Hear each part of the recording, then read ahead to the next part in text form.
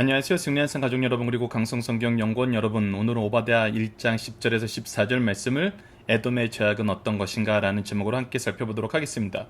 우리가 어제 말씀을 통해서 에돔의 죄악이 무엇이냐면 교만함이었습니다. 그 교만함은 지각이 없음이었습니다. 그 지각이 없음은 하나님의 심판을 깨닫지 못하고 하나님께서 싫어하시는 길, 하나님의 뜻을 거역하고 하나님을 멀리하는 삶으로 이끌었습니다. 오늘 말씀에서는 이 죄악, 이 교만함의 죄악이 어떤 형태로 나타나는지 좀 더 구체적으로 얘기해 줍니다. 우리가 성경을 보면은 단순히 교만해서는 안 돼요 라고 얘기하는데, 그러면 교만하지 않는다는 게 무엇을 얘기합니까? 라고 얘기하면은 사람마다 각자 달라요. 근데 오바댜서를 통해서 우리가 보게 되는 것은 뭐냐면 그 교만함의 내용이 굉장히 구체적으로 우리에게 소개되고 있다는 것입니다. 그리고 이 말씀은 사실 현대 우리의 삶에서도 굉장히 자주 나타나는 것이고, 우리가 결국 이것을 통해서 무엇을 보지 못하여서 교만하게 되는지를 가르쳐주고 있어요. 우리가 어제 말씀에서 하나님께서 에서를 선택하지 않고 야곱을 선택하셨다는 것은 야곱을 통해서 하나님의 은혜와 은총의 통로로 삼으셔서 바로 모든 세상을 축복하시려는 하나님의 계획이 있었던 거라 그랬어요. 그러나 에서는 그것을 싫어했어요. 미워했어요. 야곱의 아들들도 그것을 싫어했어요. 요셉에게 그것이 가는 것이 싫었어요. 그래서 이 모든 것은 결국 첫째 아담보다 둘째 아담인 예수 그리스도께서 높아지심과 우리의 구원이 은총이 되심을 다시 한번 가르쳐주면서 모든 것은 하나님의 계획 안에서 이루어지는 것임을 우리에게 가르쳐줘요. 그래서 하나님께서는 굉장히 꼼꼼하게 우리를 이끄신다는 거예요. 이 꼼꼼하게 이끄시는 가운데 우리가 교만이라고 생각하지 못하는 포악한 행동들이 나오면서 그것이 교만의 결과라고 오늘 분명히 우리에게 선언해주고 있다는 것입니다. 그래서 오늘 본문 말씀은 철저하게 우리를 되돌아보는 말씀이 되어야 됩니다. 우리에게 이러한 모습이 있지 않나, 우리가 세상에 대해서, 악에 대해서, 우리가 미워하는 자들에 대해서 어떻게 보고 있는지를 우리가 다시 한번 보게 하시는 말씀입니다. 자, 10절을 보도록 하겠습니다. 내가 내 형제 야곱에게 행한 포악으로 말미암아 라고 얘기했습니다. 즉 우리가 형제 되었던 것은 하나님의 계획이 있었다는 거예요. 하나님의 계획이 없었으면 우리가 하나 될 수 없어요. 하나님의 은총이 없었다면 우리가 형제 될 수 없었어요. 그래서 우리가 가정에서 형제 되었다는 거, 교회에서 한 형제 되었다는 거, 우리가 복음 안에서 서로 복음의 교제를 나누게 되었다는 거, 이 모든 것은 하나님의 계획하심이 있어요. 근데 이 계획하심을 우리가 어떻게 행했어요? 포악함으로 행하였어요. 이 계획 안에는 은혜가 있습니다. 은총이 있어요. 우리가 어제 말씀에서 하나님이 좋아하는 것, 싫어하시는 걸 봤는데 이 안에는 사랑이 있어야 돼요. 성령의 열매가 있어야 됩니다. 열매가 있을 수밖에 없어요. 왜? 우리를 이끄시는 분이 하나님이고 우리를 지도하시는 분이 하나님이시고 우리로 열매 맺게 하시는 분이 하나님이기 때문에. 그런데 그것이 다 사라지고, 이러한 것들이 다 사라지고 무엇만 남았어요? 포악만 남았어요. 그런데 하나님께서 이 포악이 무엇을 이끌어온다 그래요? 부끄러움을 당하고 영원히 멸절되는 심판을 가져온다 그래요. 자, 이들의 포악의 모습을 봅시다. 내가 멀리 섰던 날, 우선 첫 번째는 무엇이에요? 방관이에요.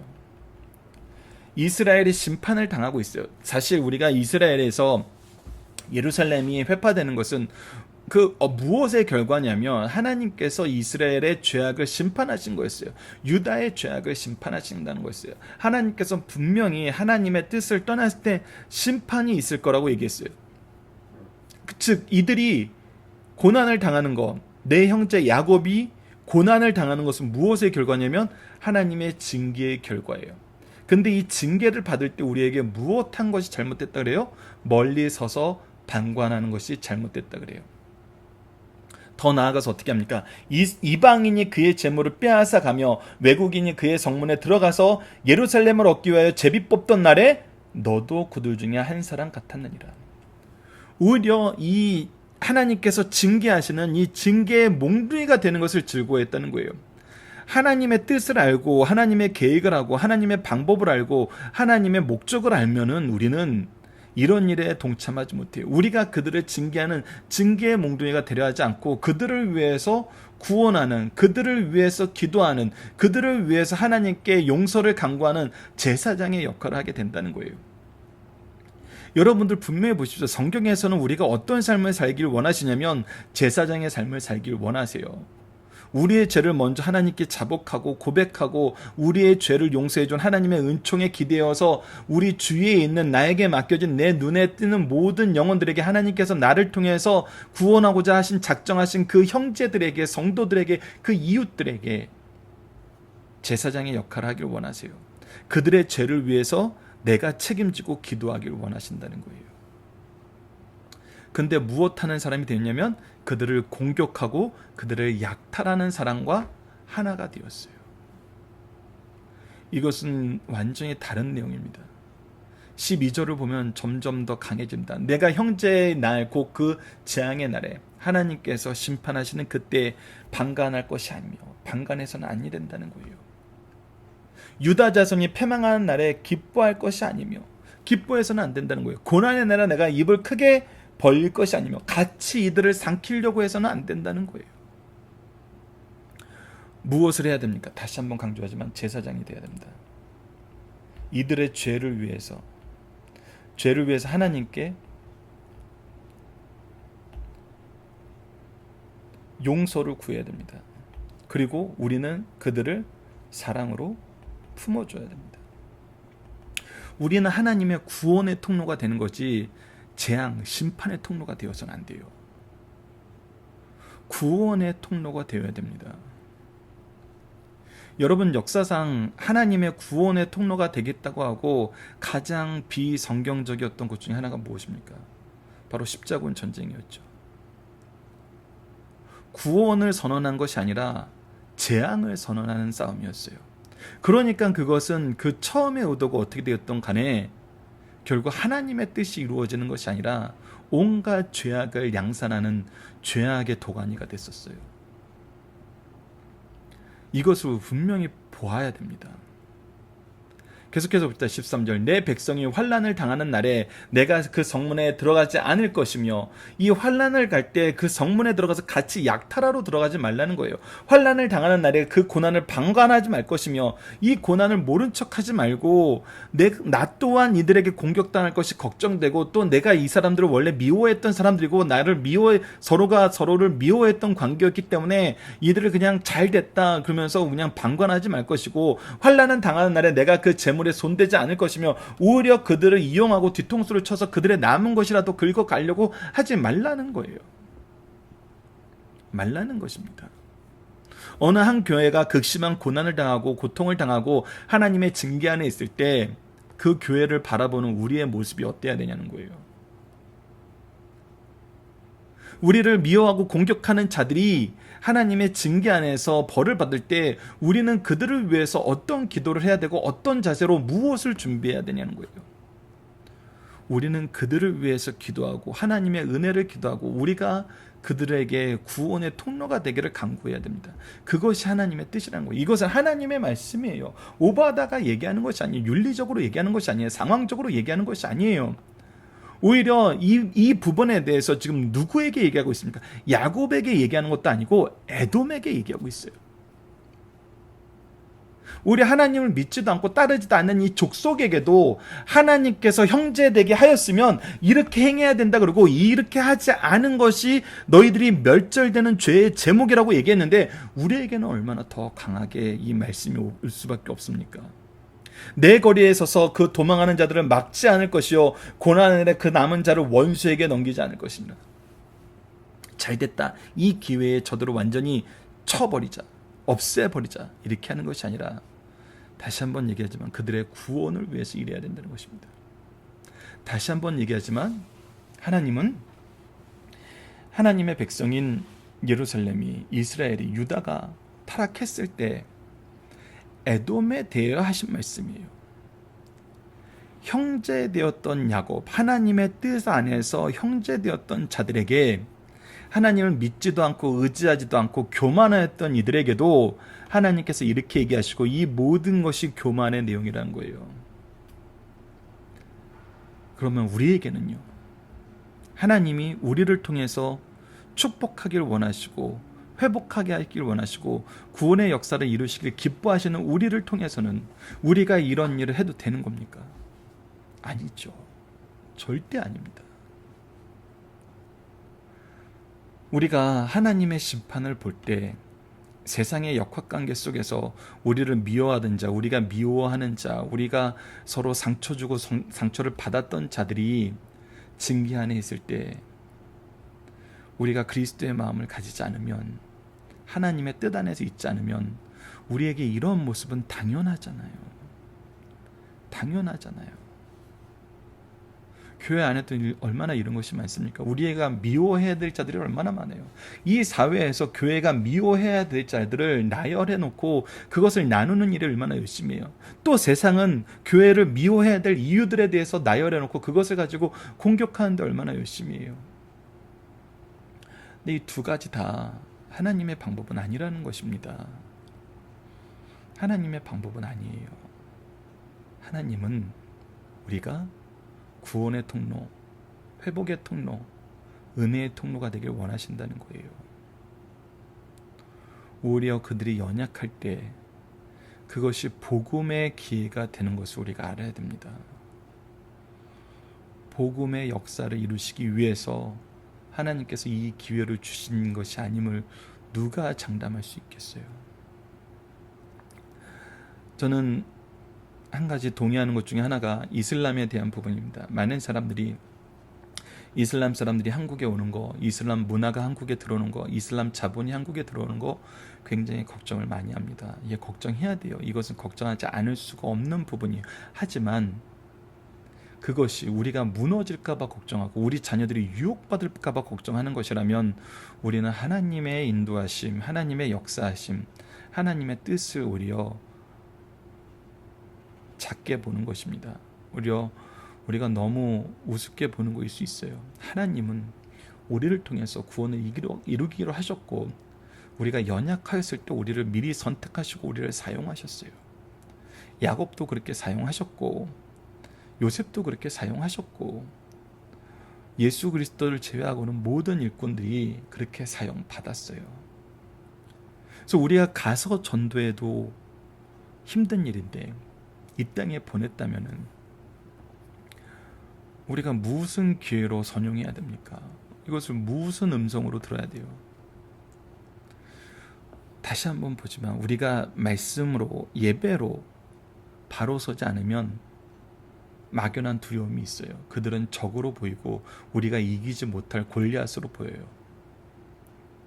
그러나 우리가 하나님의 말씀 안에서, 하나님의 뜻 안에서 이 세상을 살다 보면은 하나님은 우리를 반드시 승리하게 하시고, 그 승리는 필연적으로 하나님이 원하시는 구원의 역사의 성취로 이루어진다는 것입니다. 승리하는 것이 우리가 싸워서 이기는 것으로 끝나지 않아요.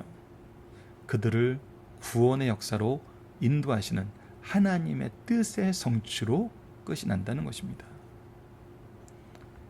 이것은 요한계시록에서 하나님의 일꾼들이 끝까지 사명을 수행하는 모습이었고, 하나님이 기뻐하시는 모습이었고, 우리가 그리스도 이름으로 나아가는 삶의 모습이었어요. 여러분, 우리가 왜 누구를 어째서 두려워하고 그들이 징계받는 것을 왜 즐거워하고 같이 그들을 공격하지 못해서 안달이 납니까?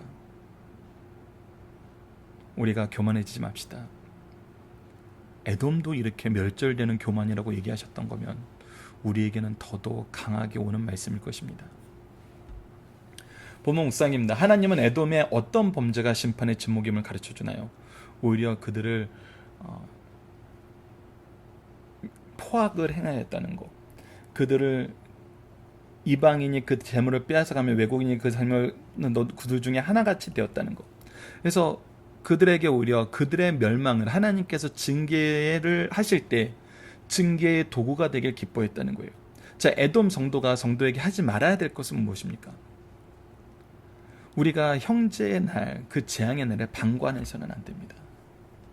그 패망을 기뻐해서는 안 돼요. 고난의 날에 우리가 크게 입을 벌려 우리도 그것을 먹으려 하면 안 돼요. 우리는 오히려 그들을 돌봐야 됩니다. 그들이 도망가는 것을 도와주고 그들을 원수에게 넘기지 않고 그들의 구원을, 그들의 회복을 하나님이 주시는 은혜를 위해서 기도해야 돼요. 자, 본문의 중심 사상입니다. 성도의 불행을 볼 때 불쌍히 여기지 않고 즐기는 자는 에돔의 멸망을 따라가는 자들이란 거예요. 이거 다시 한번 강조합니다. 에돔에게도 이렇게 얘기하셨어요. 에돔조차도 이들은 에서 이후에 하나님을 믿지 않는 자들이었어요. 하나님을 따르지 않는 자들이었어요. 그럼에도 불구하고 형제된 야곱, 하나님께서 하나 되게 하신 그 형제의 불행을 보고 불쌍히 여기지 않을 때 심판하신다 그랬어요. 진멸하신다 그랬어요. 그렇다면 우리에게는 이 말씀은 더욱 엄미한 말씀인 것입니다.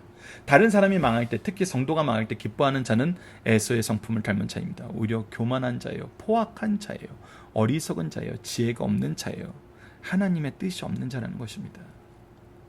우리 이것을 주의해야 돼요. 이것이 교회 안에서 나타날 때 너무나 두렵습니다. 무서워요. 자, 3번, 다른 사람이 망하는 것을 보고 즐기는 자는 자신이 먼저 망하게 된다는 겁니다. 우리가 이것을 즐길 때 예루살렘은 남았어요. 하지만 에돔은 멸망당했어요. 여러분, 이걸 분명히 기억해야 됩니다.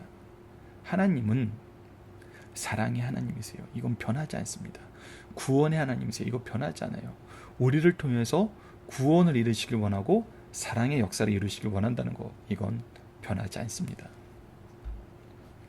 자, 본문 다짐입니다. 성도가 관계에 있어 주의해야 될 점은 무엇입니까? 자, 관계에 있어서 우리는 첫 번째 주의 깊게 살아가야 돼요. 우리가 선줄로 생각해서는 안 돼요. 고린도전서 10장 12절을 보면 그런즉 선줄로 생각하는 자는 넘어질까 조심하라 그랬어요. 그리고 시편 17전 5편은 나의 걸음이 주의 길을 굳게 지키고 실족하지 아니하였나이다 라고 얘기했어요. 즉 내가 넘어지지 않게, 실족하지 않게 항상 조심해야 돼요.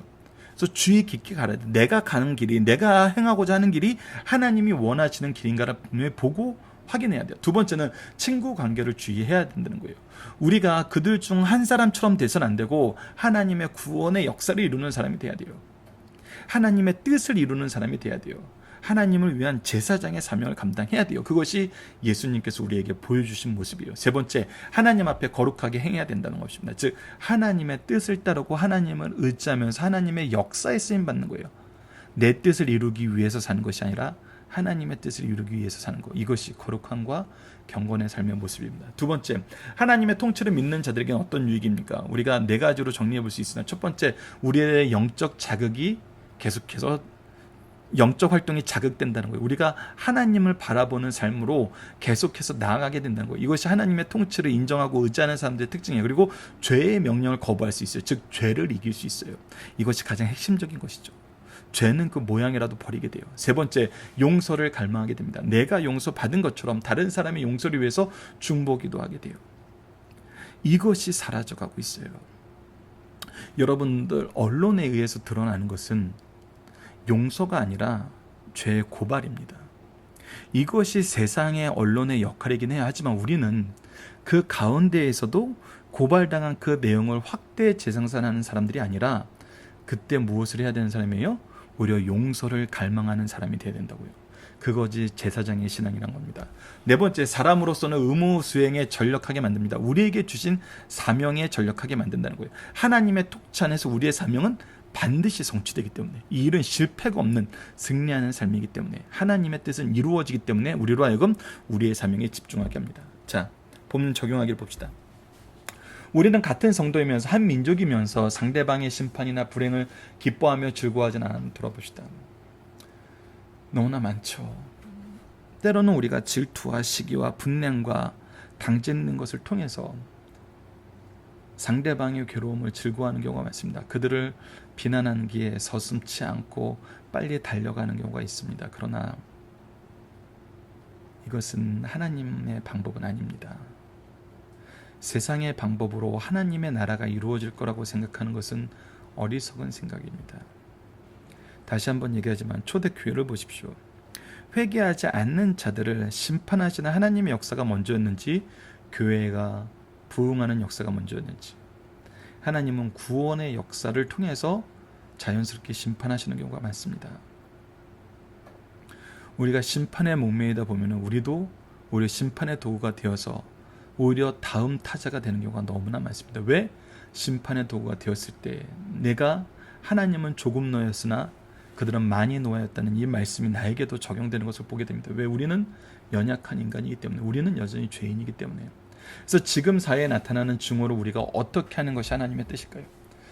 증오를 줄이고 하나님의 통치를 인정해야 돼요.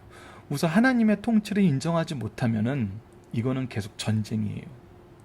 하나님의 통치를 인정해야 전쟁이 끝쳐요.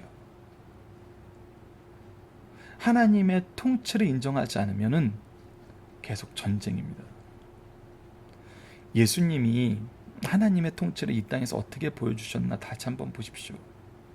어떻게 전쟁이 끝나게 만드셨는지 우리는 다시 한번 묵상해야 됩니다. 그리고 오늘 이 오바닷을 통해서 에돔에게 주신 경고가 우리에게는 얼마나 더 강하게 적용될 말씀인지 우리가 생각해야 됩니다.